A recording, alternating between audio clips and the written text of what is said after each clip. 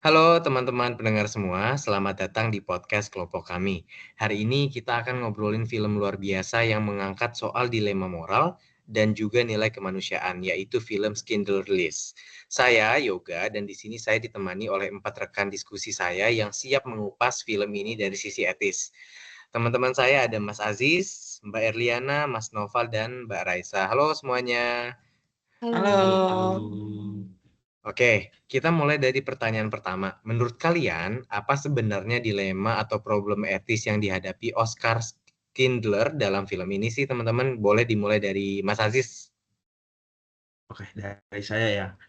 Dari film ini, Schindler awalnya hanyalah seorang pengusaha yang ingin memanfaatkan perang demi meraih keuntungan besar. Dia mempekerjakan buruh Yahudi karena murah dan efisien, bukan karena dia peduli saat itu. Benar, tapi dilema muncul ketika dia mulai melihat realitas kejam dari Holocaust. Dia menyadari bahwa pekerjanya sebenarnya sedang dalam bahaya besar, bisa dibunuh kapan saja. Jadi dia kan dihadapkan pada pilihan moral, terus keuntungan sambil pura-pura tidak tahu, atau mengorbankan kepentingan pribadi untuk menyelamatkan nyawa orang lain. Dan itulah titik baliknya dari sekedar penonton, dia mulai menjadi pelindung. Nah, dilema inilah yang menjadi inti transformasi Schindler.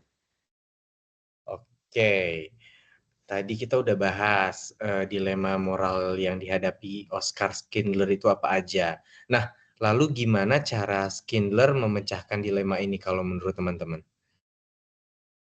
Oke, mulai dari saya. Untuk dilema itu, dia mulai memanipulasi sistem Nazi, yang dimana untuk tujuan sebaliknya, bukan untuk keuntungan, tapi untuk menyelamatkan para pekerja Yahudi dari deportasi dan kematian. Nah, langkah paling terkenal adalah saat dia membuat daftar Schindler, berisi nama-nama orang Yahudi yang ia lindungi dengan alasan mereka adalah tenaga kerja penting bagi industri perang. Itu bahkan menjual hartanya tuh kayak uang, barang, emas, demi menyuruh petinggi Nazi agar para buruh itu nggak dikirim ke kayak konsentrasi. Iya, jadi dia menyelesaikan masalah itu dengan memilih jalur pengorbanan. Dia mengorbankan kekayaan demi sesuatu yang jauh lebih berharga, yaitu kehidupan manusia. Oh iya iya. Jadi masalahnya kita udah tahu, terus kita juga udah tahu dia memecahkan masalahnya seperti apa. Nah, muncul pertanyaan selanjutnya nih teman-teman. Apakah tindakan Schindler ini bisa dibenarkan secara etis? Kalau menurut kita ya, di sisi etika deontologisnya, jawabannya iya, karena Schindler bertindak sesuai dengan kewajiban moral untuk tidak membiarkan ketidakadilan dan pembunuhan terjadi di depan matanya. Setuju. Bahkan kalau dilihat dari etika utilitarian yang menilai dari hasil tindakan, Schindler jelas melakukan tindakan yang etis karena hasilnya lebih dari 1.000 nyawa diselamatkan.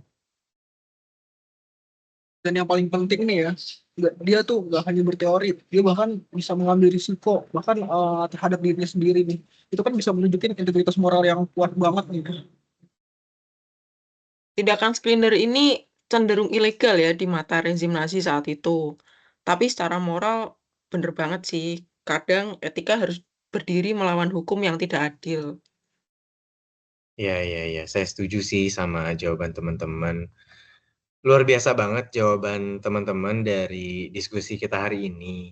Dari film ini kita bisa belajar bahwa di tengah kekacauan dan kekejaman, suara hati itu tetap bisa dijadikan kompas moral yang kuat. Dan bahwa manusia tuh punya potensi untuk berubah. Dari yang egois menjadi peduli, dari yang pengejar untung jadi penyelamat.